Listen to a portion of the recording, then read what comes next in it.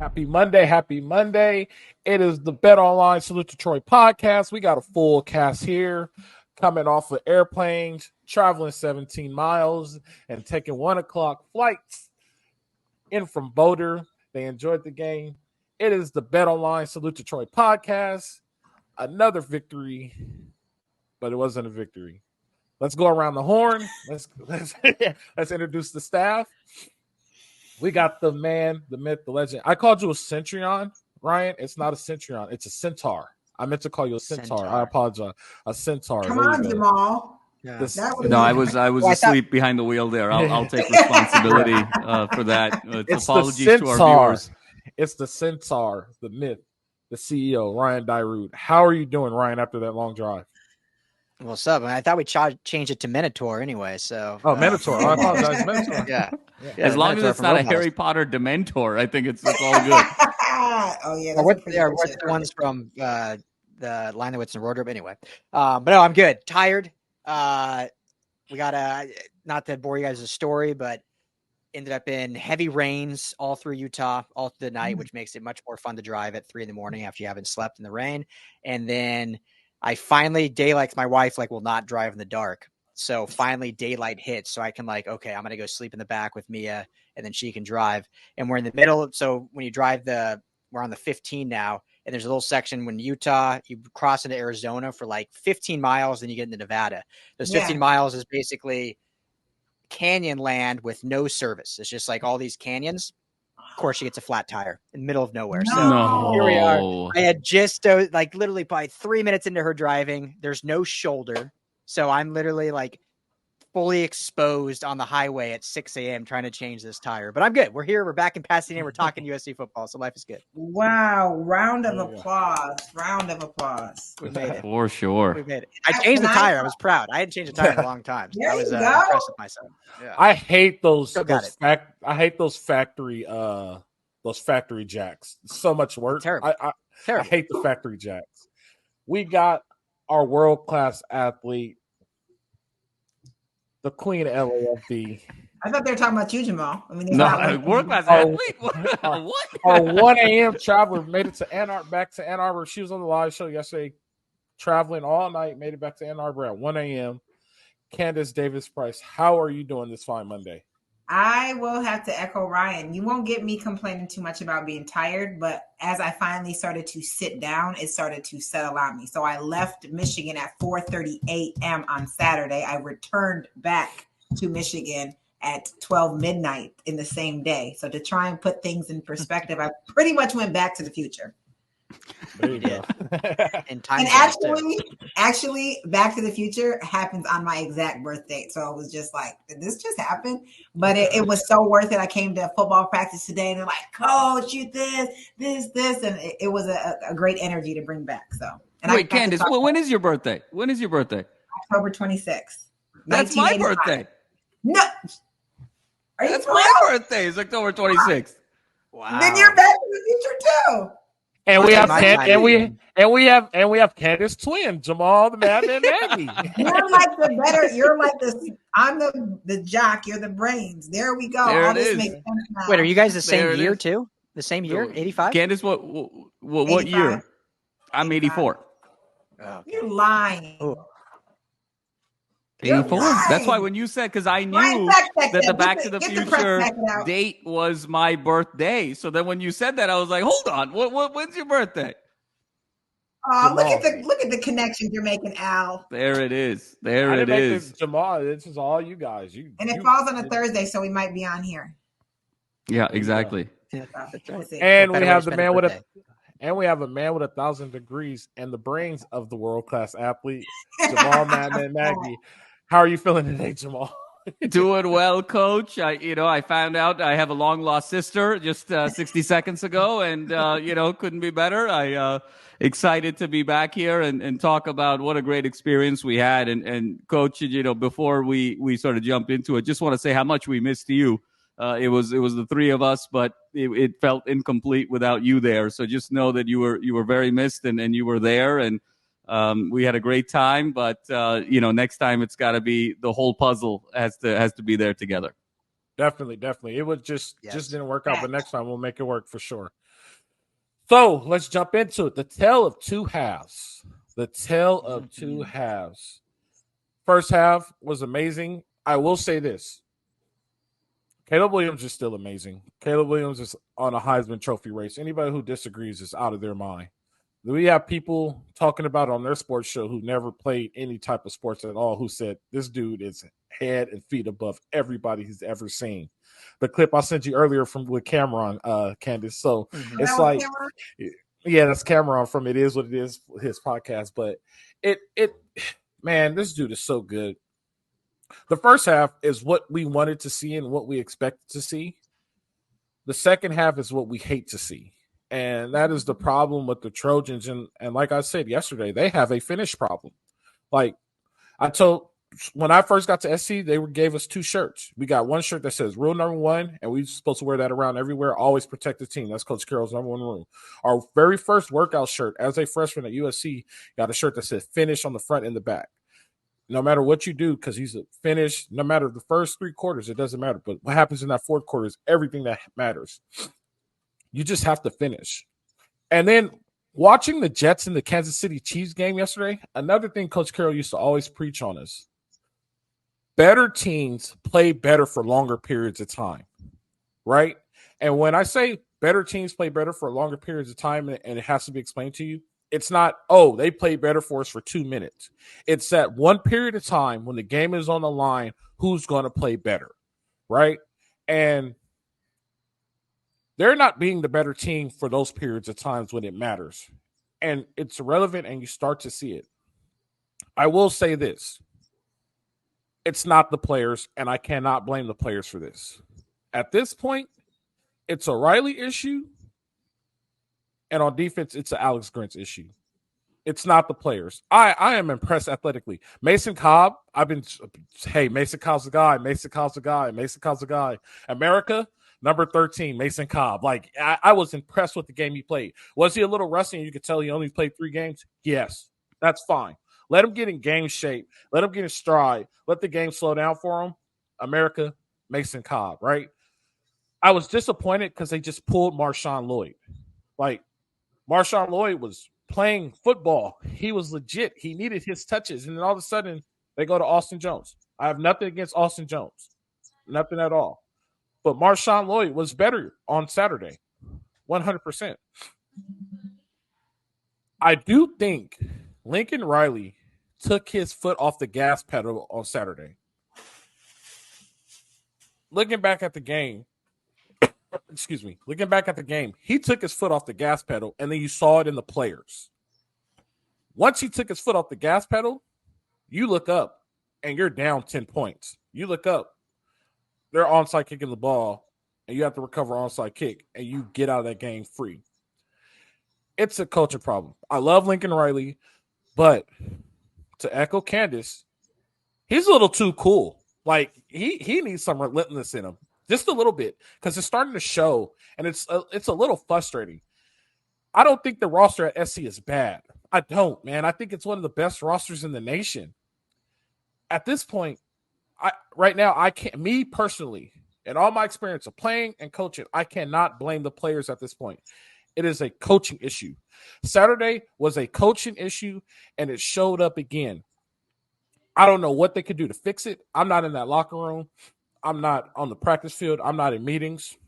But it needs to be fixed, and it needs to be fixed before November. Because when they go through that grinder, man, those mistakes are going to cause you to lose 3 straight games.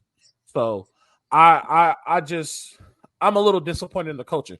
Those players played their ass off, man. Those players played, and they came and they showed that they were better than Colorado. They came and showed that but once the coach takes their foot off the gas, the players are always a reflection of the coach, man. So that's where I am with it. What'd you say? Players are a reflection of the coach. I know. No, it's not your turn yet. Don't start. We're done with Colorado. We're done with them. I'm going to go to Ryan. Ryan, what's your opinion of Saturday? Yeah, I mean, it didn't feel like a good win. A win's a win. You're 5-0. Great. You're still top 10 in the nation. There's still time to fix things, I guess. As you said, Caleb's amazing, and Caleb even missed some throws. I mean, Caleb could have had 7 touchdowns if he Dorian missed, Springer doesn't miss Dorian Singer early, and he even missed one down the sorry. left sideline later in the game. So as great as he played, he even missed a couple. If we're going to be overcritical, but he could have had 8 because when he underthrew to Mario Williams, if he would have set his feet and hit Mario Williams, he was down the sideline. The pick, he's wide open. Yeah, his one interception, he actually had the guy wide open. So I more so want to ask, because I mean, we could sit here and be, we're going to be critical as we should, but we could sit here and be doom and gloom and negative. But we'll get positive. We'll get positive. Let's just talk about your recap of the game, and then when we come back around, we're going to talk the positive. Well, yeah, and this is what I mean. I want to ask you this in terms of the negative. So. And this is just, I'm relaying information and then based on what I saw, and I'm curious your thoughts based on being a coach and a player. Like I played in high school, but I don't consider myself an athlete. So, I tried, I was out there, I did what I can. But so after the game, Bryson Shaw, who had a pretty bad game, gave up obviously that last touchdown on that 4th and 5, missing Max Williams, who ended up not playing, being injured. I think that was a big loss for them on the back end there. But he said in the press conference afterwards, like, it's the most animated I've seen a player. Like, he was pissed at the way they played. And he said, again, I'm relaying the information, but I want to ask you with a question. He's sitting there saying, like, it's not Grinch. We're in the right positions. We're letting him down. We're failing our coaches. We're not doing it. Now, I'm not saying I agree, but when you look at some of these big plays, what kills this defense is the inconsistency. They have like 1st and 2nd down moments, and then they give up these big gash plays. And a lot of these big gash plays are 8-yard out routes or 6-yard stop routes. Damani Jackson like jumps the wrong way for the tackle, and the guy goes for 67 yards. You have these guys that are just, their pursuit angles are bad. 18 missed tackles. And so it's not even like these guys are just wide open. It's this, and we'll get into the scheme or whatever. So my question for you, Rowe, is when you hear a player say that and you see plays where guys are blanketed, I mean, it wasn't like they were wide open. They were on them. They just missed the tackles, had a bad pursuit angle or what. How do you fix that? Is it purely discipline? Is it, because I mean, you learn tackling in high school. Like at this point, you shouldn't be teaching tackling in practice. Like, wrap up and tackle the guy. What are we doing here? Numbers. On that play, when that dude went up the sideline, there was 3 Colorado players over there and 1 SC player. And that's what I wanted to get to later. But yeah, you have 3 SC players over there. 1 missed tackle doesn't turn into a big play like that. The numbers are off. It's numbers. And I wanted to comment on that because I saw you tweeted that. And I understand that your coach and this and that.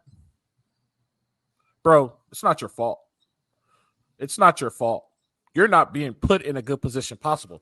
Let me tell you something. On that last touchdown, when they caught the post and Kalen Bullock was going over the top to help number 14, there was nobody covering the slot. Nobody. There wasn't a linebacker over him. They wanted the safety to come off the other hash to take care of the slot. Never in 2x2 do you have the safety come off the other half to take care of the slot. Never. And there was, if I can cut in, me and Jamal were I think Candice, you were down doing something, talking to all your people down there. There was I think it was the 4th quarter, it was a 3rd down, Jamal, where, and Colorado had like so many mistakes and coaching errors on their own, but there was a 3rd down. They had 3 guys split to the right.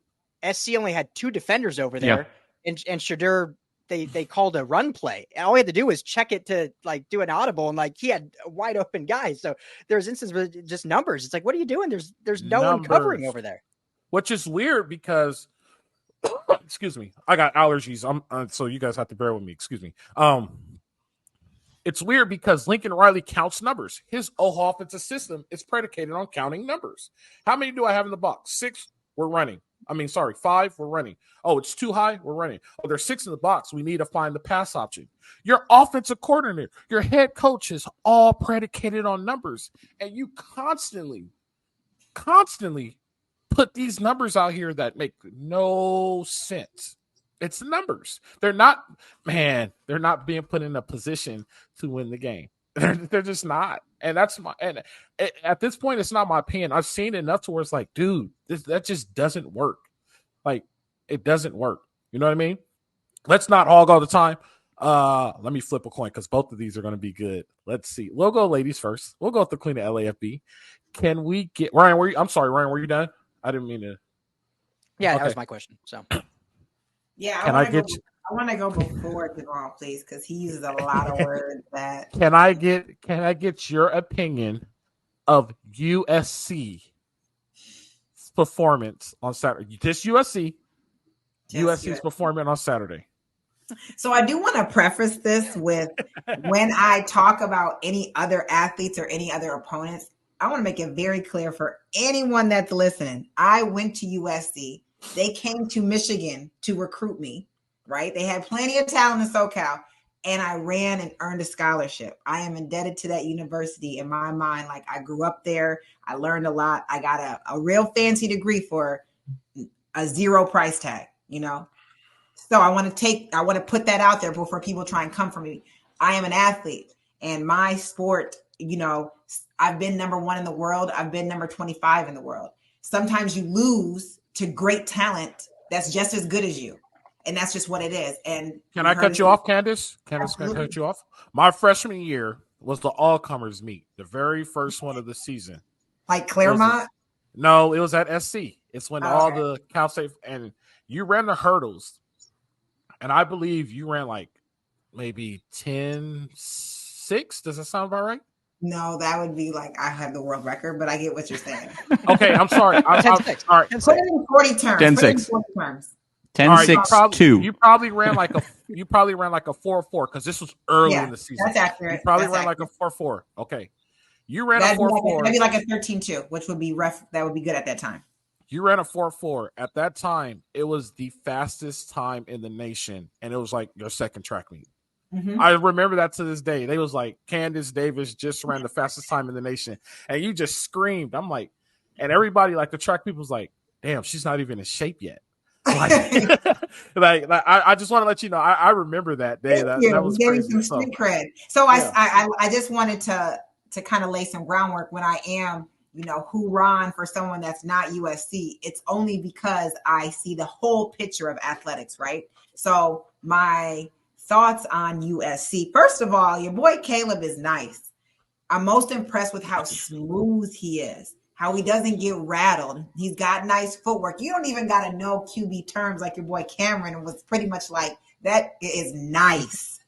And in the press conference, Prime was like, he was joyful about praising him and his skill and how he was going to develop and how he could walk on an NFL team right now. And that felt real good.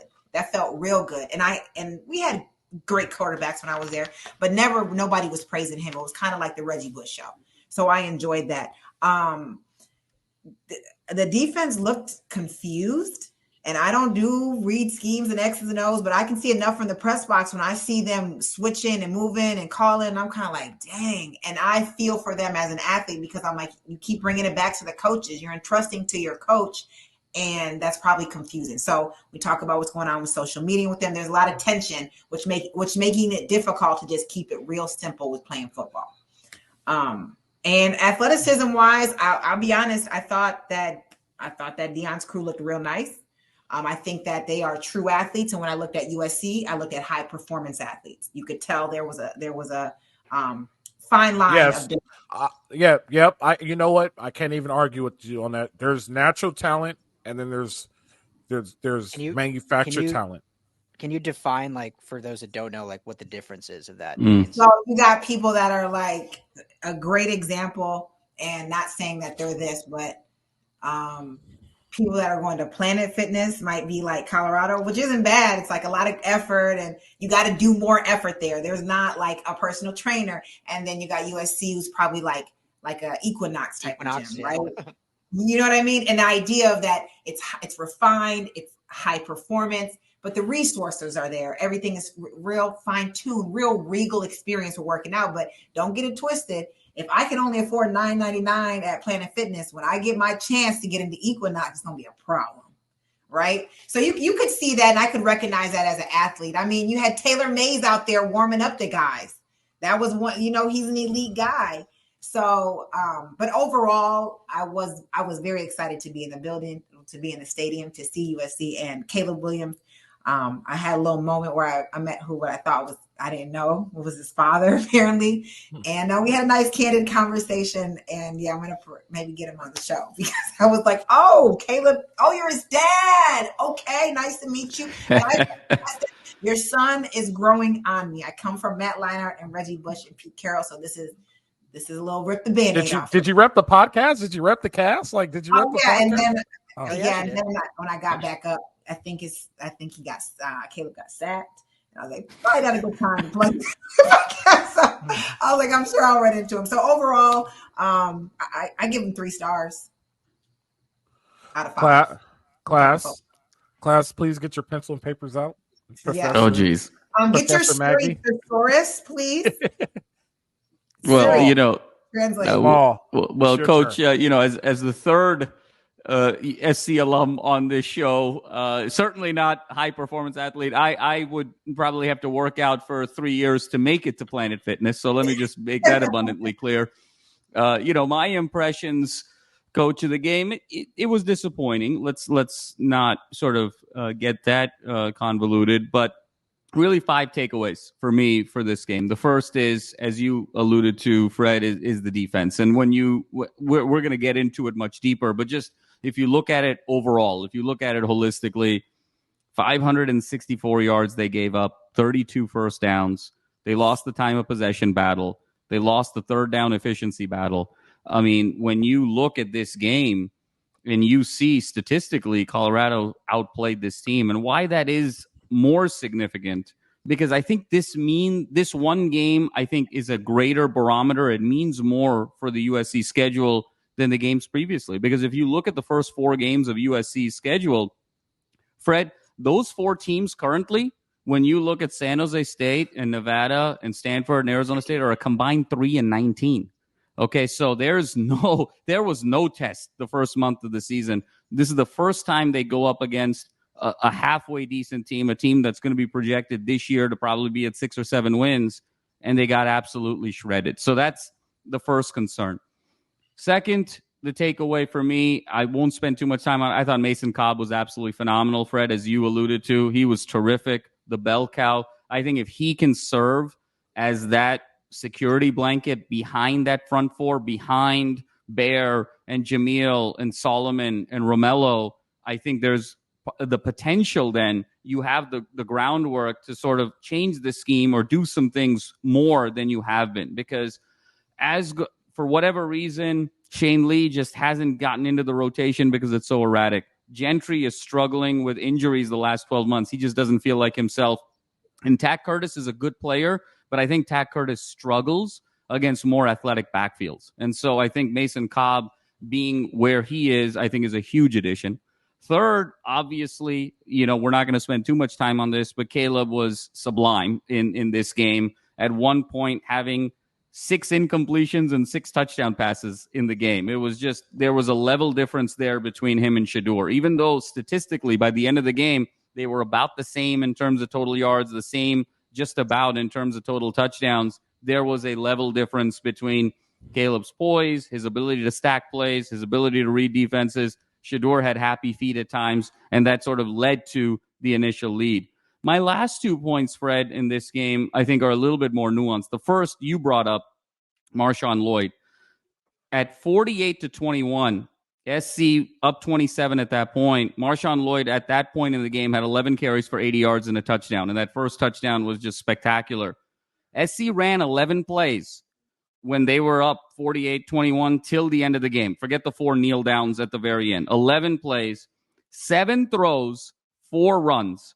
And the 4 runs were split between Marshawn and Austin Jones. Austin Jones actually got more touches than Marshawn. Marshawn only had 1 carry for 2 yards in the final 17 minutes of that game. When you're talking about a guy who, for my money, is the most talented back I have seen out of USC since Reggie Bush and Lendale White. I don't think there has been a running back as good as Marshawn Lloyd since Bush and White. To only give him 1 carry to close this game out, I think is a real problem. And I use the analogy of Caleb Williams is USC's LeBron James, their ultimate facilitator upon which all strategy is built. He's orchestrating the offense. Marshawn Lloyd has to be your Kobe Bryant. He has to be your closer. And if you're not going to let Marshawn Lloyd be your closer, you're opening yourself up for blowing bigger leads. And my last point, Fred, and I think this is one that's not getting a lot of attention, is for as good and deep as the wide receivers are, when you need it, they can't get separation. Rice and Taj Washington, when you have to have it in man-to-man, they can't separate. This time last year, you had Jordan Addison, and every time you needed it, he was able to get separation in any big play. And this is sort of the difference. There was a moment there, middle of the fourth quarter, that 3rd and 5. Caleb's looking down the sideline. Taj Washington, there was no window. Washington couldn't get any separation. After Colorado turned it over on downs, there was that inside slant with Rice, 2nd and 9 on the 17. Couldn't get any separation. Incomplete. They end up missing the field goal. So I think this is going to be a little bit of a problem. They got a lot of dudes. They're very deep. But when you have to have it, those guys are not getting separation. It's a difference this year from last year when your wide receiver 1 was a bona fide NFL first-round pick versus when your wide receiver 1 is a borderline day 3 prospect. And I think that level difference is also going to matter, which is why I think you need to give Marshawn Lloyd the ball more down the stretch. So for me, I know we're going to get into the defense. Caleb is Caleb. Cobb's emergence, I think, was terrific. But I think the lack of play calling to close the game with Lloyd and an understanding that this isn't last year's receiving core now is going to have to play a role into Lincoln Riley's thinking moving forward. I will tell in there, Fred. Yeah, go ahead. Sorry, just because off the receiving point, and me and Jamal kept saying this, like, and it goes to the play calling too. And if you're gonna pass the ball, the thing that was like just kind of so surprising to me is, and this isn't against anything Jamal said, but Colorado was not playing any safeties high all second half. They were playing coastline of scrimmage. You have Brennan Rice, Todd, all these guys that can burn guys down the middle, and they were not like pushing that play call. And so when you look at the play calling, it's like, okay, either run the ball with Marshawn Lloyd to ice it, or you literally have a one-on-one matchup with Brennan Rice and no safety help over the top. Like, just cut him loose and go and end it. Like, that's a 70-yard touchdown every time. So just to piggyback on that, like, there wasn't that separation, but then there also wasn't the play call to kind of give them the opportunity to prove that separation. But Ryan, I don't know if he's that guy. I don't know if he's got the earlier touchdowns in the game. The one that everyone remembers obviously is the Taj Washington. That was a spectacular touchdown, but that was Caleb. Caleb had 11 seconds in the pocket and was buying time. That was a total zone bust where they just sort of completely lost contain. There wasn't with anyone between 15 yards of Taj. Same thing with the Brendan Rice 2 touchdowns. One was an inside slant in the red zone. No one touched him. And then it was just that flip and he made a move on a guy. Rice and Washington have been phenomenal this season in terms of catching touchdowns, but a lot of it has just been finding soft spots in zones. When you actually go bump and run on these guys and you're sitting 6 yards off the line of scrimmage and you're getting contact with them, they are having a hard time separating. This is a different class of receiver than what Jordan Addison was. So I think it's going to be interesting to see how that plays out. I will say this. I think that Lincoln Riley takes his foot off the gas. And when he goes from 100 to 15 miles per hour. And you can't do that. That's the best example I could give you. He goes from like 100 and then all of a sudden he's like, all right, we're up. And he goes to 15 miles per hour and he starts to get cute and he tries to get creative and his play calling just completely changes. And the next thing you know, he looks up and he's in a game and then now he's scrambling compared to staying 100 all the way until 7 minutes in the fourth quarter, where even if they do score points, there's no way they're going to come back from a lead like that. They should have put 65 on him. They should have put not because it was Colorado and not because of the whole prime thing. No matter who it was, if this was SC and Oregon in that situation, SC and Washington in that situation, they need to get used to running up the score and keeping their foot on their throat. I think that's the thing that changed too. Jamal, another thing is I think they also run a lot of drop 8 and start to move coverages on them.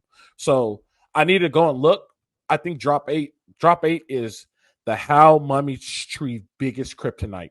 If you want to get to Hal Mummy guys, drop 8 on them. Drop 8 and all the windows closed. So maybe I that's what I'm thinking.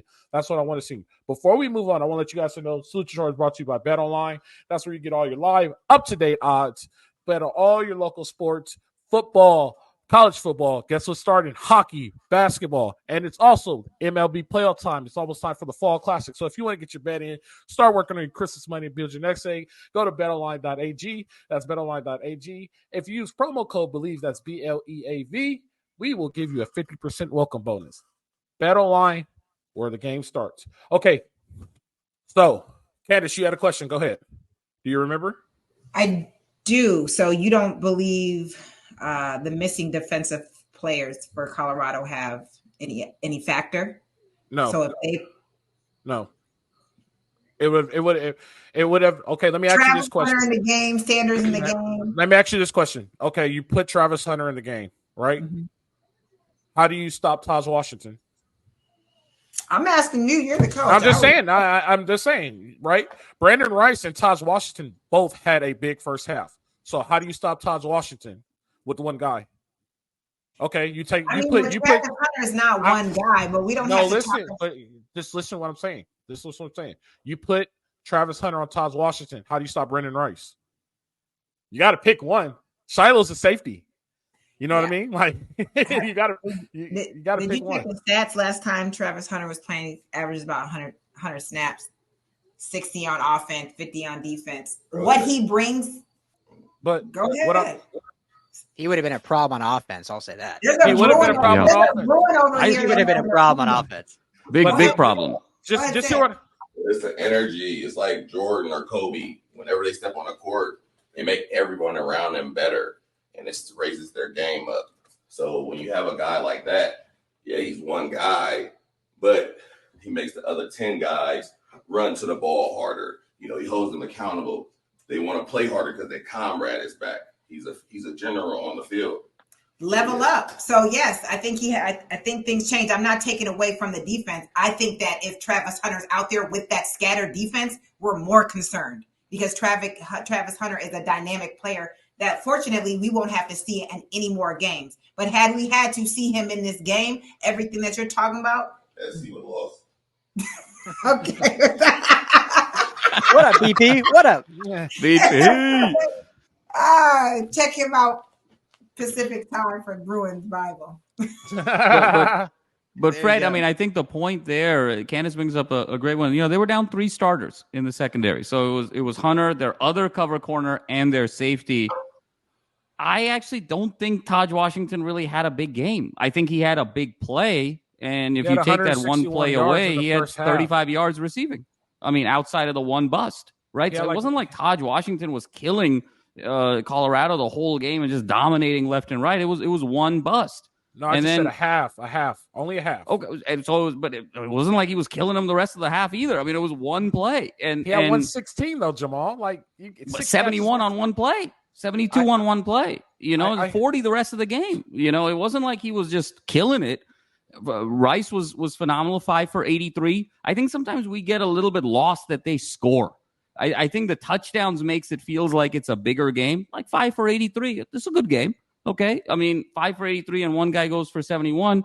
You know, they had their moments. I don't know if they were sort of dominating. And if you put a Travis Hunter in that game, he's locking one of them up, and then you're sort of shading to the other side on the other, and then it becomes problematic, right? So it did matter. I mean, I think it's hard to say that this team, won this game. I mean, they were down 3 in the secondary out of their 4.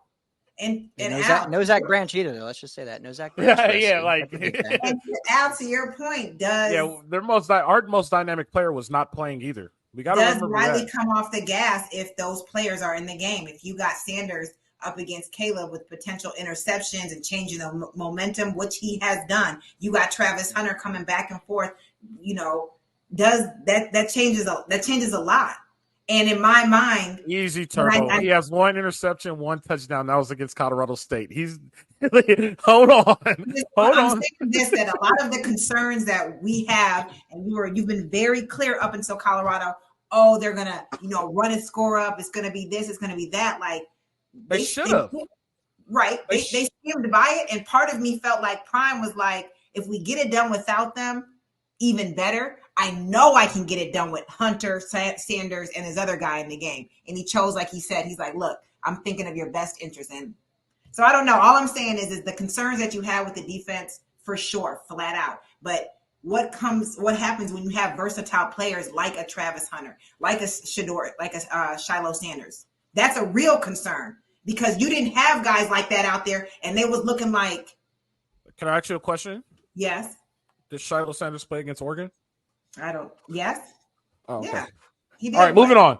But then, Fred, your argument there is that Oregon's just a significantly better team than USC. I can't. You're not saying No, that. That's hold what on. You're saying. Okay, that's not what I'm saying. Be careful Oregon, with those analogies. Oregon was definitely 14-6 at halftime against Stanford. Okay. Like, you know what I mean? Like, it was just a weird weekend for everybody. Now, Washington was struggling against Arizona. Like, all we're saying is that home field advantage means a lot. Yeah, sure, basically. For sure. Yeah, so. I'm exaggerating. Can I ask a question for each person? Go ahead. Each person. So, and I said this pre-show, but what do you want to see? Unless you want to go to the chart first, Fred, then you can take over. But I was just saying that's what I want to see improve. So, do you want me to answer first? Yeah, you go first. So, like, let's take it back to SC. Like, what do we want to see actually improve now moving forward? You know, we got Arizona this week, and then we get into the teeth of the schedule. So stuff's got to change. So what do we want to see improve? All right. This is what I want to see improve, right? So this is SC's base defense. This is a cool program, whatever this is, by the way. They use 2 stand-up ends. I can't say the name because I don't know if it's copyrighted or not. I don't want to get in trouble. So Smart. So they use 2 high safeties. They have extra DB. I call it a rover. So they have a rover. They have a line. They walk their linebacker out, and this is normally Tackett Curtis. So Jamal, when you say Tackett Curtis struggles, that's because Alex Grinch puts him out in space. He's not a space player, right? Yep. So that is what I'm talking about. Not putting your players in the best position possible, right? This is the linebacker. This is mostly Mason Cobb. They normally play their DBs 5 yards off. I have seen them pressed up, and they play their safeties too high. Here's my opinion. In today's game, there is no reason to play 2 high safeties. And this is the reason why. I don't care what you say. No matter what, you need to stop the run first, right? So if we were to count 1, 2, 3, 4, 5, right? 1, 2, 3, 4, 5 in the box. There's officially a hat for a hat. You get what I'm saying? There is a hat for a hat. This right here is just basic inside zone. Inside zone hits every single time. Unless this guy, then let's just say everybody's a Jimmy, everybody's a Joe, everybody is good. This is good on good. This guy, this left guard deuces up on this 3 tech, this defensive tackle, and goes and cuts the running back off. Everybody's blocked. He's sealed. It's off to the races. They rely on this guy to fold back and make tackles. They rely on him to fold back and make tackles. I may have the lineman a little bit wrong. He may be a little bit closer, like into here. But at the end of the day, if this say he feels this, and here's the problem. He feels this. Who has this gap right here? Right? Say he's a little late and he sees that and he shoots that gap. Who has this gap right here? He's deuce. Who has this gap right here? That is the problem. Now, here's the question everybody asks. Well, you complain about it. How do you fix it? I can simply fix it just like this. I take this guy and I hide him. I protect him with the defensive end behind the 3 tech, right? I take this guy and I protect him right here behind the nose. I now take this guy and I put him here. I put him on inside technique, right? I take this guy, I slide him out, put him inside technique. I take this guy, who is Kalen Bullock. He is now playing center field. Watch this. Jamal, Ryan, how much better does Kalen Bullock become? What happens to his draft stock if I tell him, hey, bro, you just play center field? You only have quarterback intentions, and you go get the ball. How much better does Kalen Bullock get just like that? Now, let's count it. 1, 2, 3, 4, 5, 6. 1, 2, 3, 4, 5. This guy now, and it's going to take a lot of work to move the lines, but ideally, you can no longer do stuff and seal. Even if you do stuff and seal, who's going to block this guy, right? Even if you want to work it this way, who's going to block this guy? There's always one guy. Everybody now has a gap. Another problem that they have is they take these guys at times and they slant them on the inside, and they make this guy and this guy, when it's the linebacker, play the edge. Well, what happens when you run RPO, right? So everybody asks when I show them this defense, well, what happens when you run RPO? Guess what? I got a guy right here in the RPO lane. I got a guy right here in the RPO lane. What are their steps? Hop on your feet, and I'm sitting right here. So you ask, what do you do coverage-wise, right? They run what is called match technique. This is something that Nick Saban does, right? You have everything vertical and out. If he runs a vertical route, you're now in trail technique because you have help over the top. This guy, you have everything vertical and out. If you go vertical, you play trail technique. You have vertical and out. Guess what? I am now moving this guy here. That's the one thing that I will say. I'm now moving him right here. So it doesn't matter. If we're in man, cover 3, no matter what, I'm showing the same coverage. You have everything vertical and out. You have everything vertical and out. 100%. If he goes vertical, I am playing a bail technique where I am over his top shoulder and I do not let him get on top of me, no matter what. Now, let's count the numbers in pass coverage. 1, 2, 3, 4, 5. There are 4 receivers. I have the numbers. I now have the numbers in the box. I now have the numbers in pass coverage. The play that got out, this guy ran a bubble. Let me show you because I can't go to draw routes. The play that got out, this guy ran a bubble. If I could get this thing to work. Hold on. Work with me here. I'm still. Yeah, I'm impressed. This is good. Hold on. This is draw routes. There it is. Sorry. This guy ran a bubble, which means this guy has to choose whether to block. What is his rules? He has everything vertical and out, right?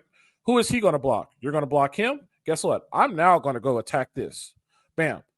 The key is, and we're getting really deep now, most likely this guy's going to block, which is called a zero route, which these two can now switch, which means he can now jump the bubble and protect the outside and force it back to, guess what? The inside of his guys. Just like that. That means this route on Saturday doesn't get out. The only way this route gets out is there's 2 mixed tackles because I got a guy for a guy. Everywhere you look on this field, I got a guy for a guy.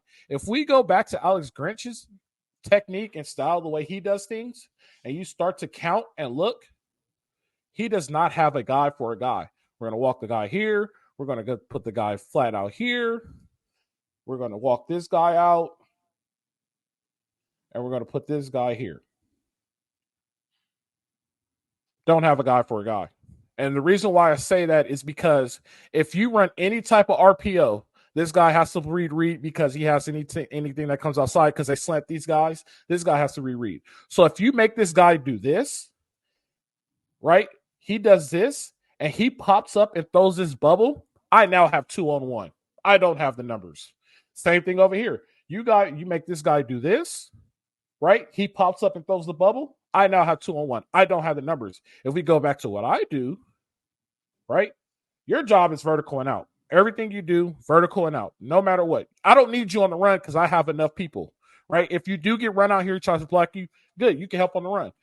Go ahead. Throw the bubble. You're my guy. If you go out, I take you. If you go vertical, I take you. If you run anything under 5 yards, it's called a zero route, which now everybody's passing routes. What's called a technique called catch, carry, and deliver, right? So he runs a zero route, in. Now my eyes go to him. Guess what, Jamal? We now have somebody in the flat. So let's say this guy runs a zero route, which is anything under 5 yards. He passes it off, and this guy runs to the flat.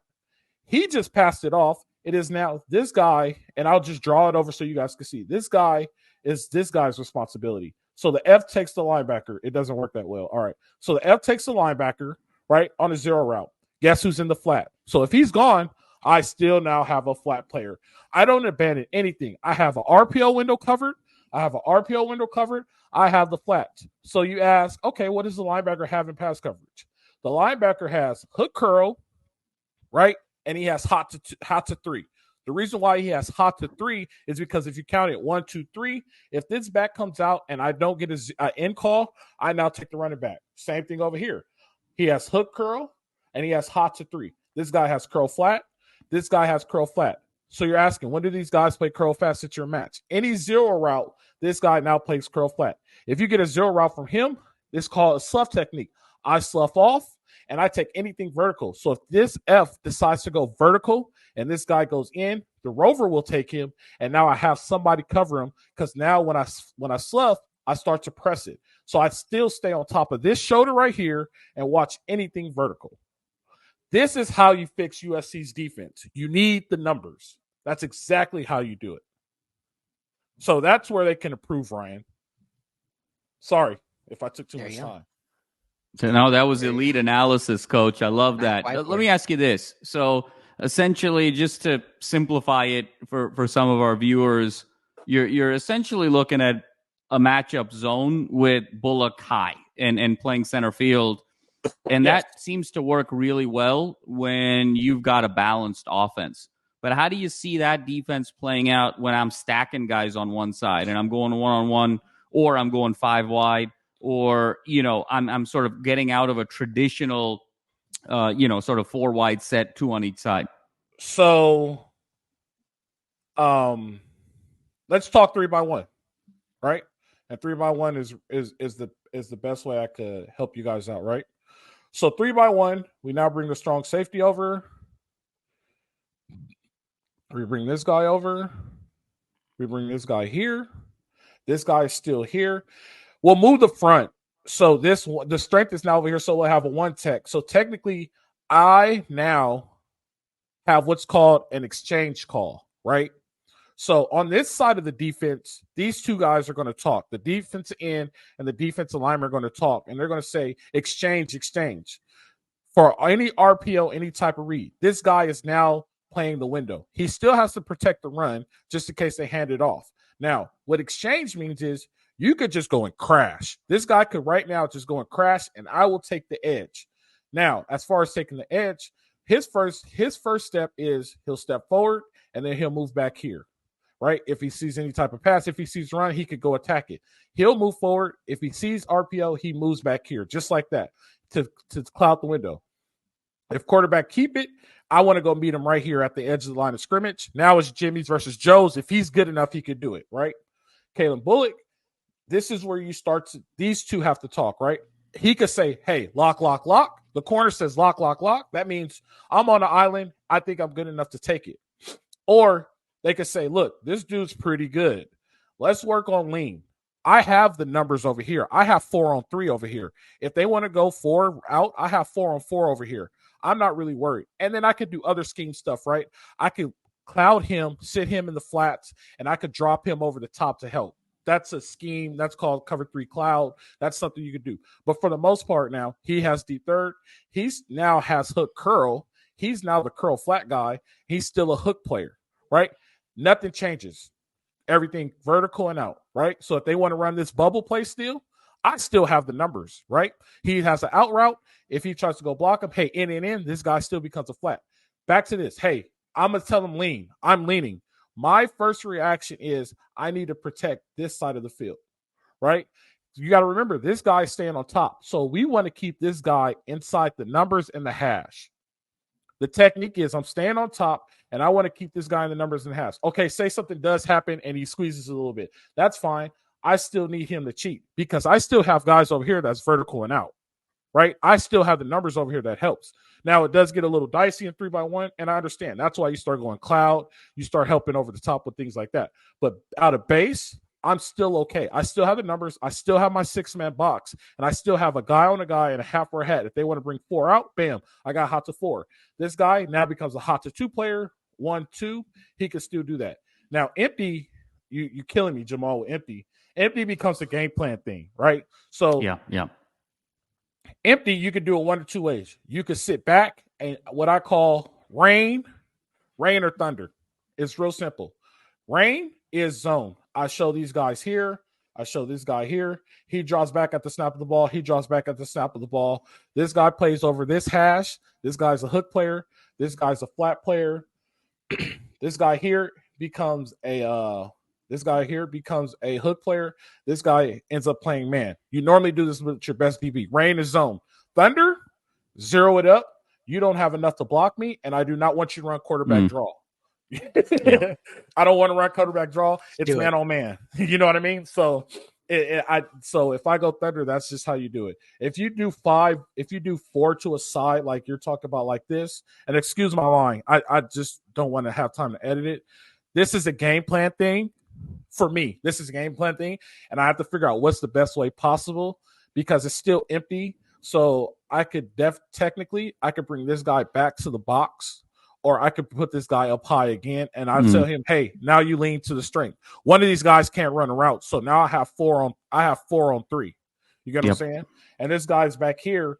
If I have a good enough guy, what I would tell this guy to do is I will move this guy over to a 4, and I take this linebacker and put him out here and show it like this. I'll slide him into that hole, and I tell him, go right now.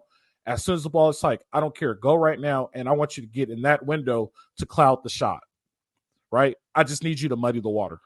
Yep. Makes sense. Is there and this last question, we can wrap this up. Is there a world where you look at it's crazy compared to where it was last year. I feel like USC's strength is actually in their linebacking core. They just, obviously they only have a 2-man linebacking rotation with the scheme they use, but you have guys like Shane Lee who, is deficient in other areas, but great against run defense. You have Rayshawn Davis, who I think has played great. And then you also have Eric Gentry, who, if fully healthy, should be a starter on this team. Is there a world, Fred, where you think they should play 3 backers instead of just 2 backers? No. If the only world where you play 3 backers is if they show up in I formation and 2 tight ends. Yeah. They show up in I form, which isn't happening in the Pac-12. Which isn't happening in the Pac-12. Right, you know what I mean? They show up in I formation with a tight end. Yeah, bring in 3 backers, right? And if we have more time, I could show you how I'll line it up. I bring the strong safety into the box with a tight end. You bring in a back, I'm bringing the strong safety into the box, right? Because now I have 2 backs, and you just created a 6-man box. I need one more. I need to create a 7-man box, right? So it helps out the middle backer. And I always want to be +1 in the pass game and the run game. So I have to tell myself what I become +1 with. So everybody asks, what are you willing to give up? I'll give up any mesh because I could rally and tackle to a mesh, right? I have enough guys there to rally and tackle to the mesh. Alex Grinch problem is he wants to give up the flat. Oh, we'll rally and tackle to the flat, but he doesn't give the numbers in the flat. You have 1 on 2 in the flat, so you want to rally and tackle. That guy gets blocked, and that happens. It's football. He gets blocked. We're off to the races. So that's the problem. That's how I will fix it. You know what I mean? So it takes a lot of work, and there's a lot of stuff that I left out because I don't want people to steal my stuff and be like, oh, I have this great defense. There's a lot of – I strategically did it. So there you go. Well done, Coach. I hope Jen is listening tonight so she can maybe get some personnel changes on that staff. Well, so Coach, what's interesting, and just to kind of summarize, I think for our viewers, essentially the Grinch defense today is a 5-man box, so it's light, and it's 2 high safety. So you got 5 in the box, you got 2 high safety, and then essentially 4 guys, combination of backers and corners that are basically playing a matchup zone. And what that is causing is you're deficient in terms of numbers on either side of the field or both sides of the field, and at best, you're neutral in the run game. So you're either neutral or deficient in any situation. What you are suggesting is a 6-man box, just have Kalen Bullock be center field, and now that opens you up. You still have the same 4 that are playing the matchup zone, but because you have the extra man in the box, your proximity becomes your friend, strong side, weak side, and now you have advantages on either side of the field from a number standpoint, as well as in the run game, given that proximity. So that makes a ton of sense there, and hopefully our viewers will really enjoy that.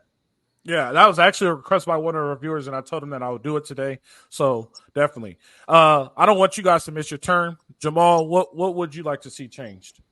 No, Fred, I'm not going to sort of piggyback more. I had some thoughts on the defense that were much less refined than what you just said. So I want to basically, sort of respect that. But the one thing I will say just a little bit earlier on the scheme versus player situation, it absolutely is scheme. And obviously we've sort of proven that empirically.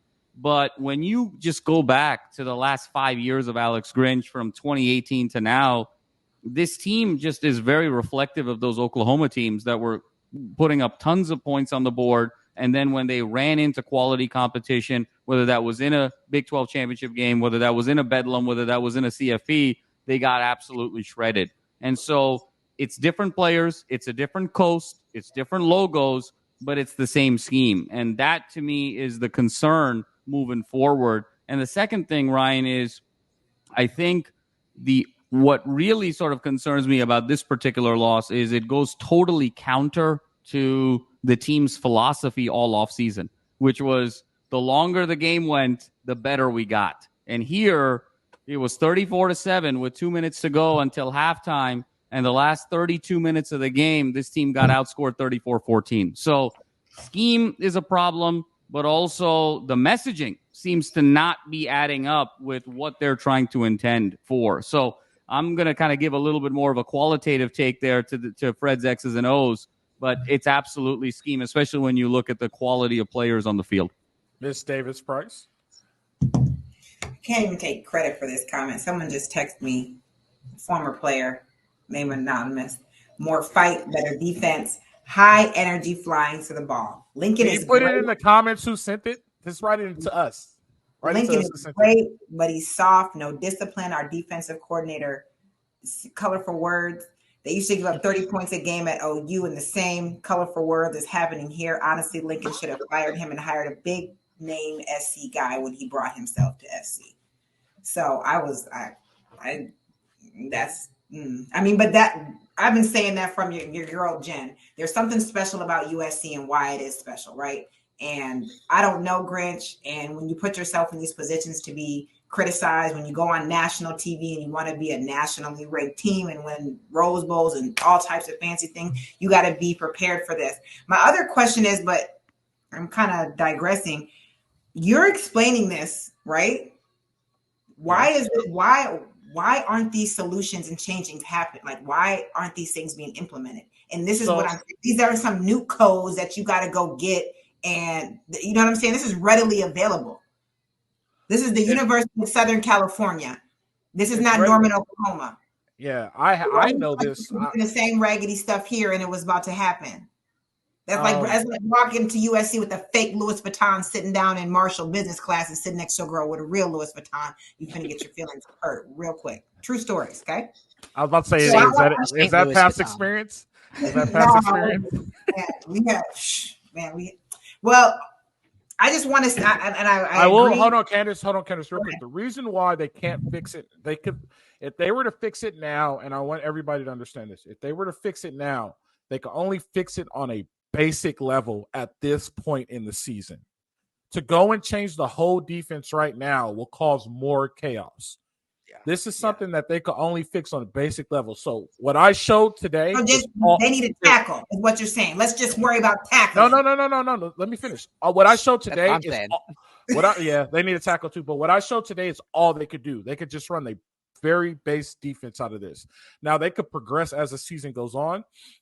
I start running fire zones and all that stuff that I really didn't get into and start clouding it and everything. But they could only be very basic because they won't be able to get the reps because all camp they got hundreds of reps running this garbage that they're running. So that's why they are unable to fix it now. Well, it's actually interesting. The one point I want to bring up about the tackling, because I think there's sort of an interesting nuance there. Again, 18 missed tackles last week. But I think sometimes the missed tackles is a little bit of a misleading stat, because how many of those 18 are 50-50 where I'm in position, where I'm balanced and the offensive player is balanced? I think what Fred is alluding to here is, look, it's an imbalanced defense. So when I'm leaning over, I got to cover all this space. I'm in a very compromised position when the offensive player is coming. So even though I get my hands around him, it really wasn't a 50-50 opportunity. It really was a 80-20 advantage to the offensive player. And yes, I got a hand on him. I got something on him, but that goes down as a missed tackle. But it's also not necessarily a true, hey, hat on hat. It wasn't true Jimmy versus Joe. You know, it was Jimmy versus somebody else, a no name. Thank you for providing that perspective. That's important. Because you're right. The stats can be misleading, especially when everyone's on high energy and being critical. Yeah, you're right. So Colorado's in the books. We're done. Moving on to Arizona, and I hope Arizona's injuries, I hope he stays injured because I don't think he played last week. He needs to stay injured because this is already getting off to a bad karmic start this week. Last year he gave us some trouble, but he's good though. All the quarterbacks we're going to see for the rest of the year are very good. So, I shouldn't say that. We got to play Arizona. It's in the Coliseum. It's family weekend. So we're moving on to Arizona. I'm looking forward to that. That'll be great. Guys, I thank you for all your time. We went a little bit long today, and that's okay. Sometimes we're going to do that. We appreciate all your comments and all your support and all your interaction. The only thing I will say is when you comment and interact, please be respectful. That's all I ask. If you guys don't like what we're saying, we 100% respect that, and we will respond to you, and we will respond to you in a respectful way. And we love that. That's what makes us better as podcasters and what makes us better as a network. But just be respectful about it. That's all I ask. Be respectful to everybody on this podcast, no matter race, sex, religion, origin, or anything. Just be respectful. If you disagree with what we're saying, you can say, I 100% disagree, blah, blah, blah, and we appreciate that. Just be respectful. Also, I want to let you guys know, if you want to save money on your grocery bill, drink AG Green, go to drink AG Green, go to drink AG1 drinkag1.com/salute-to-troy.com, and you will get 5 free travel packs. And if we're of immunity, you're so excited about it. I know how you feel. I'm trying to get them all in. And you get AG1 Green. You go to drinkag1.com/salute-to-troy. You get 5 free travel packs and a year's worth of immunity bonus. Also, Salute to Troy is brought to you by Stone Brewery. Go to your local retailer and get you Fight On Pale Ale. That's all. I got it done. Guys, I appreciate you. This was a long one, but we needed to have this one. This was our Come to Jesus talk, and we needed our Come to Jesus moment. Hopefully, we don't have to do it again. Like I said, fans, we thank you guys for participating. We thank you guys for listening.